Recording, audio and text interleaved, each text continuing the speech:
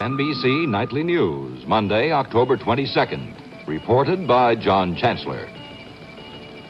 Good evening. Two stories of great historic importance dominate the news tonight. In the Middle East, Egypt and Israel have accepted a ceasefire, but the fighting continues. And in Washington, all indications point to the House of Representatives considering the impeachment of the president. The Speaker of the House, Carl Albert, is expected to ask the Judiciary Committee to begin an inquiry on impeachment Wednesday. The Senate Democratic leader, Mike Mansfield, ordered the Senate Judiciary Committee to look into the situation.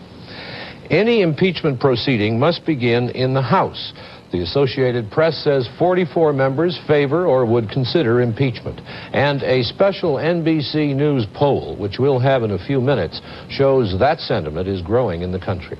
For example, at the AFL-CIO convention in Florida, a resolution was approved today calling on the president to resign and calling for impeachment if he doesn't. Before the weekend, George Meany already had in his pocket a resolution calling for the president's impeachment if the president violated any court orders in the Watergate case. But after the events of the weekend, Meany decided to call his executive council back into session to draft a new statement with no ifs, ands, or buts about it. The council met early this morning to work out the language of the resolution. Then Meany read it before the full convention. We therefore call upon Richard Nixon, President of the United States, to resign.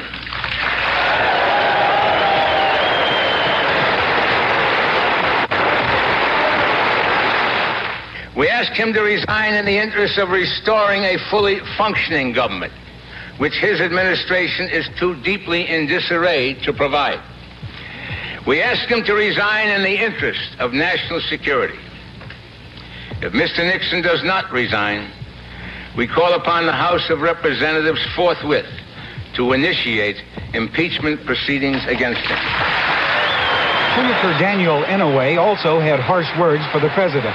He said it is clear that Mr. Nixon is prepared to tear the country apart in order to protect himself and the Watergate tapes. The air is filled with the depressing rhetoric of impeachment, and a major constitutional crisis seems imminent. The people of the United States have suffered enough, and they must be spared this new pain and this new trauma.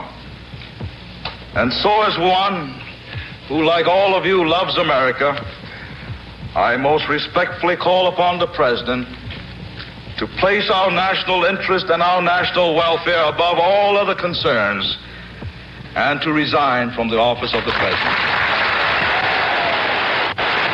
The question now is what effect the strong words spoken here today will have on labor's rank and file and on the president himself. Kinley Jones, NBC News, Miami Beach.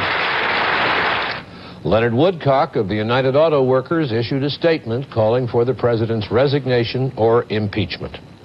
There's been a lot of reaction in Washington. Western Union said that the firing of Archibald Cox produced a record number of telegrams to its Washington offices. Here's more on what's going on in the Capitol. More than 50,000 telegrams poured in on Capitol Hill today. So many, Western Union was swamped. Most of them demanded impeaching Mr. Nixon.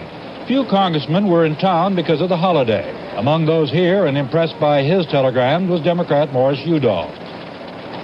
These come from Republicans and businessmen and people, most of whom begin their statement by saying, I've supported the president, I've never believed in impeachment, but he's now gone too far, and we want the Congress to take strong action. There's a real wave out there in the country today, Ray, on impeachment, and it's got support it never had before. Jerome Walde, the California Democrat, announced that tomorrow he, among others, will bring in a resolution to impeach President Nixon. The first mail in my office brought this stack of telegrams, over 100, all of them demanding that the Congress act and impeach the president. I think the Congress will act. I think the Congress has the courage to act. The president is gambling that the Congress doesn't have the courage to impeach. I think the president will lose that gamble because I think the people in their anger and outrage will insist upon impeachment. Not since Harry Truman fired General MacArthur has there been such an outraged public reaction. Mr. Truman rode that one out. The new opinion polls and the outpouring of telegrams and phone calls flooding in on Congress now raised the question whether Mr. Nixon can ride this one out. Up to now, impeachment talk in the House has not been taken seriously. This angry public reaction could soon change that. Ray Scherer, NBC News, at the House of Representatives. Despite the surge in impeachment talk, Democratic senators would like to give the president one last chance to prove he is not trying to hold back important evidence. Their plan is to push through a bill reviving the special prosecutor's job and giving the office complete independence from the White House. Indiana Senator Birch Bayh said a presidential veto would be proof Mr. Nixon is trying to hold himself above the law. I don't like ultimatums, and I do not offer this bill as an ultimatum. Rather, I offer it as one last hope to prevent us from having to go through the terrible exercise of impeaching the President of the United States. In my own mind, if we are not successful in the independent prosecution of the Watergate by this means or others, I will vote for impeachment of the President. On orders of Democratic leader Mansfield, the Senate Judiciary Committee starts investigating the president's actions on Wednesday. Archibald Cox is expected to be the lead-off witness. Paul Duke, NBC News at the Senate. The crisis in Washington is having a political effect of some consequence, with next year's congressional elections less than 13 months away. One Minnesota Republican committeeman said today, "Stop the world, I want to get off." Here's Douglas Kiker with more political reaction. NBC News interviewed 15 Republican state leaders from all over the nation today. To a man, they all still support the president, but their reaction to what is happening ranges from uncertainty to despair. Michigan State Chairman William McLaughlin, for example, said, "I think the president made a mistake. There's a general feeling of discouragement among party leaders in Michigan. Most Republican state leaders feel Mr. Nixon had the constitutional right to fire Archibald Cox, but most of them also think it was bad politics to do so. Only 2 of the 15 applauded the president's actions. For the first time, many of these Republican state leaders are saying the president's action will hurt Republican chances in local elections. The overall reaction is best summed up by one state chairman who said, "We are all in a state of shock, waiting to see what's going to happen next." Douglas Kiker, NBC News, Washington.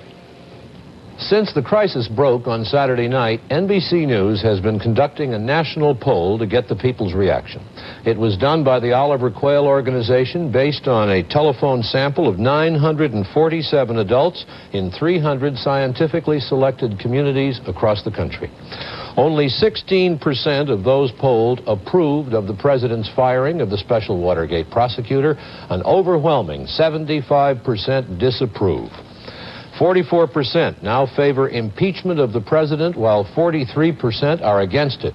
Significantly, last August, only 23% favored impeachment, but that number now has almost doubled. When asked if the time has come for the president to step aside and let someone else run the country, 48% said yes, it's time for that, while 43% said the president should stay on. 58% think the president is acting in a dictatorial manner, and 36% disagree with that view. In terms of his job performance, the president gets a favorable rating from 22% of those polled, while almost 3 out of every 4, 75%, give him unfavorable marks. That's an all-time low for Mr. Nixon and Quayle's polling records. This is borne out in the figures on trust. 9% say they trust the president wholeheartedly, but 44% say they don't trust him at all. The rest are in between. The president has asked that we put Watergate behind us and get on with the country's business. 42% say yes, but 54% say no to that presidential proposition. They say we shouldn't put Watergate behind us.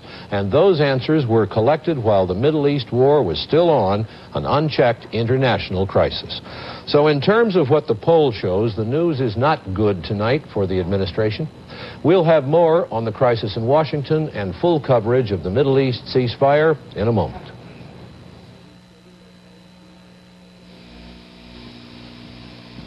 Hurry up, honey, I'm late. I like in his car, Dad. Oh, good, sweetheart. We'd like to take you beneath the surface of a 74 Olds Delta 88. Its beauty starts with the strength of a torque beam frame and a rocket V8 engine. Up front, inner fenders help protect the outer fenders to resist corrosion. In back, The double-panel trunk lid is welded into a solid unit. There's a double-panel steel roof, steel guard beams in the doors, a hydraulic bumper system, front and rear. All around, a solid body by Fisher. The Olds Delta 88 is quite a package. Say, honey, come on up on the platform and meet some of the guys. Very funny. The 1974 Olds Delta 88. It's really put together. More than just a pretty car. The acting Attorney General, Robert Bork, who was named to his post on Saturday when the Attorney General resigned and the Deputy Attorney General was fired, said today the Watergate prosecution will continue. Assistant Attorney General Henry Peterson will be in charge. Peterson was taken off Watergate when Archibald Cox was named special prosecutor. Cox's firing, of course, has brought about the present crisis. But the matter of the president's disputed tape recordings has not been resolved, and federal judge John Sirica is described as disturbed over the turn of events. Here's more from Carl Stern. The president was able to rid himself of Archibald Cox, but he cannot fire Chief Judge John Sirica. That's where the president's next problems are probably going to come from. Tomorrow, White House lawyers plan to tell the judge that the president's compromise settles the dispute. But Sirica has no intention of leaving it at that. Instead, he's thinking of a hearing to determine if the president's plan is in fact a voluntary settlement that protects the grand jury's interest in getting the truth. If the answer is no, the judge may direct the president to obey the Court of Appeals decision, that is, hand over the tapes or be in contempt. At the former special prosecutor's office, attorneys wrapped up their work. While most have been assured they can stay on at the Justice Department, some considered too loyal to Cox will be reassigned to matters other than the Watergate case. At the Justice Department, the man who fired Cox, acting Attorney General Robert Bork, was conciliatory. He put Criminal Division Head Henry Peterson in charge. I have placed Mr. Peterson in direct charge of the Watergate case and all related matters previously being directed by the special prosecutor. He will use the evidence and the staff already assembled, as well as other department personnel, to see that these cases are pressed to a conclusion, and that justice is done. Bork appealed to everyone to remain at the Justice Department. He did not disclose that he himself had decided to quit on Saturday after firing Special Prosecutor Cox. Associates said he was talked out of it by the president. Carl Stern, NBC News, Washington.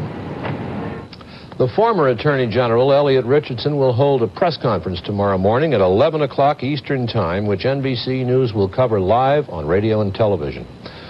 President Nixon left Washington today for the quiet of the Maryland mountains. Accompanied by Mrs. Nixon, the president was driven to Camp David, where he'll spend the night. Here's Tom Brokaw now with more on the story from the White House. NBC News has learned that former Attorney General Elliot Richardson met with the president before Mr. Nixon left for Camp David today. Richardson is being counted on to cool off what one source called a firestorm of reaction to events over the weekend.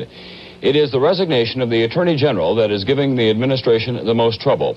Republican congressmen are being told that Richardson approved the entire compromise the president proposed, that the former Attorney General was in effect trapped by pledges that he made to achieve confirmation last spring, and that his departure from the administration was amicable. Some congressmen are even being told that there might be another place in the administration for Richardson. Whether Richardson did approve the entire compromise still is not entirely clear.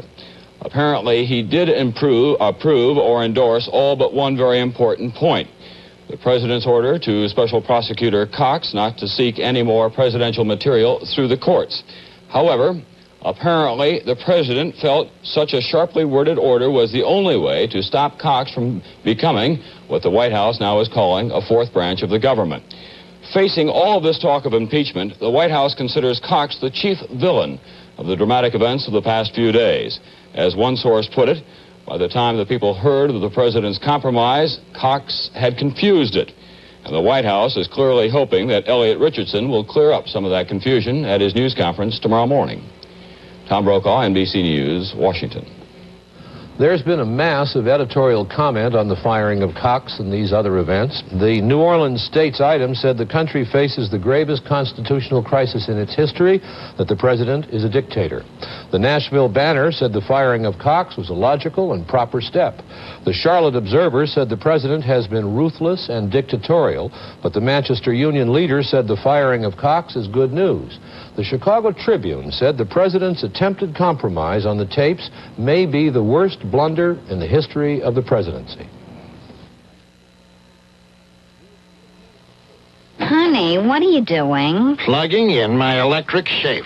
What are you doing now? Drying my beard with electric shave. It looks like you're wetting your beard with electric shave. The special ingredients in electric shave dry my beard so it stands up and I can shave it off with less friction. Oh. And if you don't mind my saying so, less irritation. Oh. To get a really close, comfortable electric shave, get a really dry beard. Wet it first with electric shave. There's a Sony stereo radio with speakers built in, so it's portable. Sony and provolone. There's a Sony clock radio with black light digits. Very heavy westbound on the South Expressway north of exit 21 is Say, it is a Sony. Motors heading uptown should exit at the 5-minute. There's an FM/AM weather band Sony that's pocket size. Climb up on my knees, Sony boy. Whatever you want in a radio, you'll find in a Sony. No baloney. The United Nations Security Council voted early today for a ceasefire in the Middle East, 17 days after the Fourth Arab-Israeli War broke out. The ceasefire was proposed by the United States and the Soviet Union. Israel and Egypt accepted the ceasefire, but so far Syria has not said what it will do. The ceasefire provides for the opposing armies to stay where they are for now. It provides for the return of most of the Arab lands taken by Israel in the 1967 war. It calls for talks aimed at a peace treaty, not just a truce, and it calls for secure, guaranteed borders for Israel. Secretary of State Henry Kissinger went on to Israel from Moscow today and talked with Israeli Premier Golda Meir for 5 hours. Here are reports from Tel Aviv, Cairo, and Damascus. Henry Kissinger arrived in Tel Aviv from Moscow. It's believed he brought details of the ceasefire agreement he had worked out with the Soviet leaders. Neither the United States nor the Soviet Union was hiding the fact that they were imposing the ceasefire agreement on the Israelis and the Arabs. And they were able to do it because they supplied the arms and the weapons for the war and the ammunition. Kissinger held meetings and had lunch with Prime Minister Golda Meir and other Israeli leaders. Throughout the afternoon, at meetings at an Israeli government guest house, neither the Israelis nor the Americans said what was being discussed, but obviously it was what happens after the ceasefire. The UN ceasefire resolution calls for an international meeting of some vague sort to settle the Middle East problem. But when Henry Kissinger left Tel Aviv this evening, after staying less than 5 hours, neither he nor the Israeli leaders had answered the question most people here are asking tonight: whether a ceasefire would be the first step towards a lasting peace in the Middle East, or merely another lull before another war. This is Garrick Utley, NBC News in Tel Aviv. There was mixed reaction in Cairo to the ceasefire. People, of course, are happy that the fighting and dying will end. But many people are very suspicious that the Israelis will not withdraw from all occupied territory, even though the Egyptians probably realize the deal will be guaranteed by Moscow and Washington. Some Egyptians were also wondering about the Palestinians. What will happen to them? Will they have a homeland? There is speculation here that all of this was worked out last week in the 5 long meetings between President Sadat and Soviet Prime Minister Kosygin, that it was confirmed during the Kissinger trip to Moscow, and that it was apparently agreed to by Israel. Charles Quinn, NBC News, Cairo. There's a feeling here in Damascus that the Syrian bargaining position with Israel has been greatly improved as a result of the fighting, not in terms of territory gained, but as a result of the capture of a number of Israeli pilots. Syria can now go to the bargaining table, offering to exchange these valued Israeli pilots for land captured by the Israelis during the June 1967 war. There is also the belief on the part of the Syrians that their pride has been regained, that they can now face Israel as an equal, not as a defeated enemy.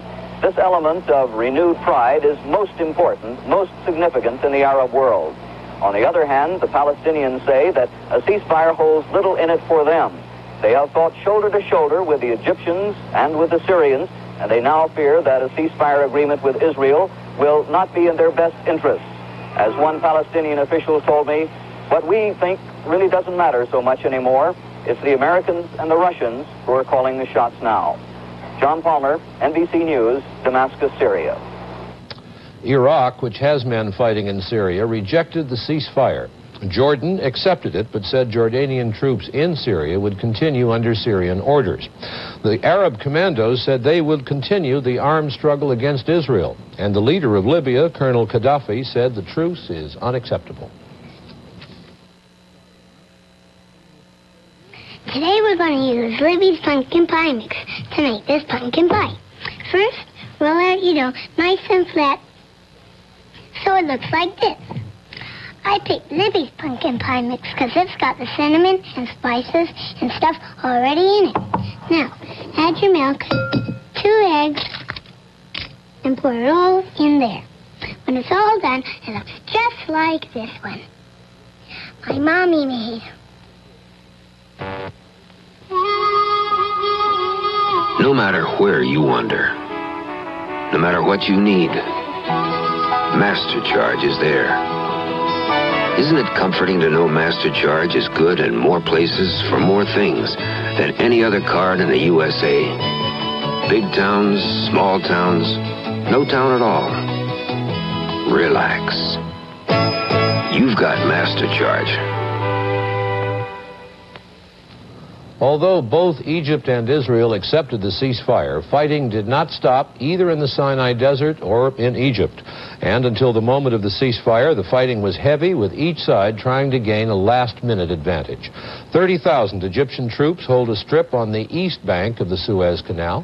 Israel, with about 12,000 men, drove a corridor through this strip to the west bank.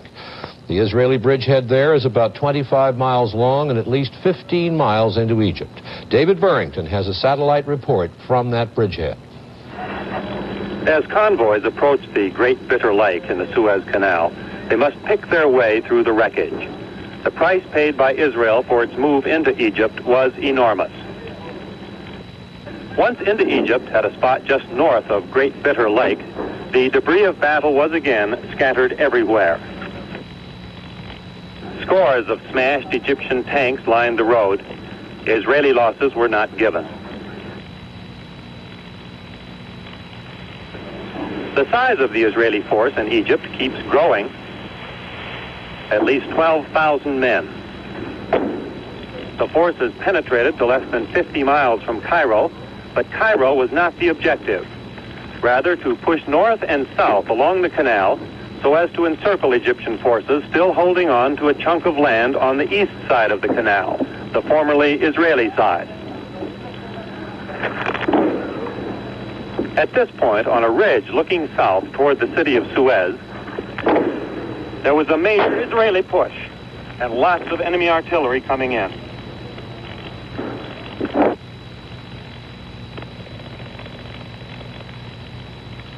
Enemy artillery was the main obstacle. Egyptian tanks appeared to have pulled back. The skies were almost completely in Israeli hands.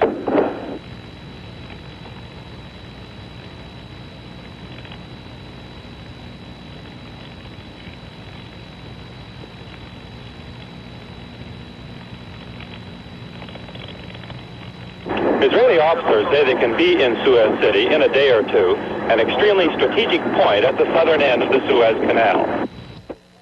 In Syria, the fighting continues. A high-ranking Israeli officer said there is no ceasefire on the Syrian front.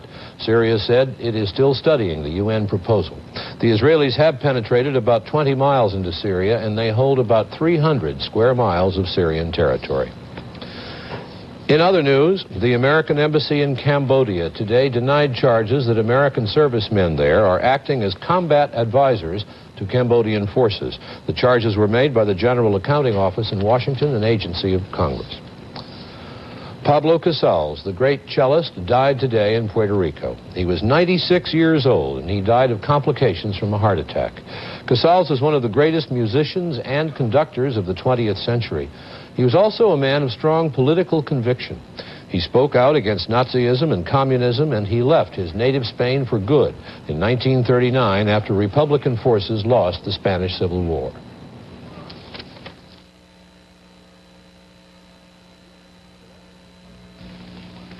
Do you have anything for headaches? Yeah. Take 2 of these. Arthritis pain formula.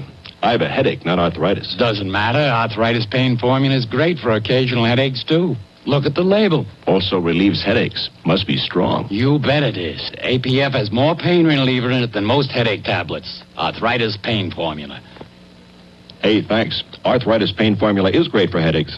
Arthritis pain formula. Great for headaches, too. Good news from Oster. There's a surprise coming to this cooking contest. It's the new Oster Kitchen Center.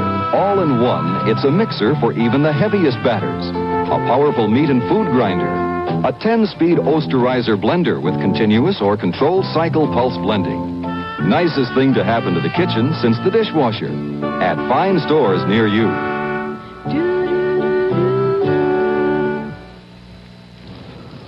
Finally tonight, more on the crisis in Washington. At the heart of that crisis lies the president's absolute determination to get rid of the special Watergate prosecutor Archibald Cox. Mr. Nixon paid a great price for Cox's dismissal. He lost 2 high-ranking Mr. Clean figures, the Attorney General and the Deputy Attorney General. Why? Was it just because of the disputed secret tape recordings? Cox and his people were looking into other matters. They were looking into the big gifts given by Howard Hughes, which included $100,000 in cash, investigating the controversial contributions solicited from the dairymen, also examining the ITT controversy, illegal wiretaps on officials and others, the funding of the president's San Clemente estate, and Mr. Nixon's income tax deductions on his vice presidential papers. There are those who are saying today these are the reasons Cox was fired at such great political risk, not the tapes. Good night for NBC News. I got restless. Things like security, dependability, I don't know, they just weren't enough anymore. So I left. For looks. I found out pretty quickly how much looks are worth. So now I'm back. For good. Another person who found out that inner goodness is far more important than outward appearance. Nice shoes. Aren't they great? And they feel terrific. I walked all over Rome today and they still feel terrific. Very nice shoes. They're floor shines, and they're real leather, even inside. And guess what? I only paid $27. Very nice shoes. The Catini by Floorshine in all the right colors.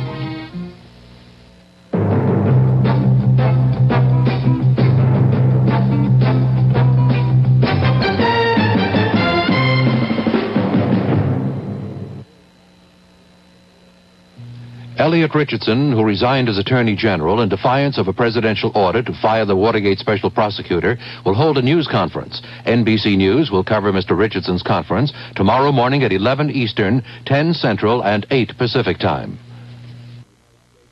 Channel 4, WSM-TV, Nashville. Sorry, Sears. Sherwin-Williams, Lucite, Dutch Boy, Pittsburgh Paint. Glidden Spread Satin was judged the best all-around latex flat wall paint by the leading independent paint testing laboratory. In averaging the results of tests for ease of application, hiding, washability, durability, and appearance, Spread Satin placed #1 overall. Write us for complete results. Buy Spread Satin, best overall. Buy Glidden Paint at Glidden Paint Center, 501 Lafayette, or your neighborhood Glidden Paint dealer.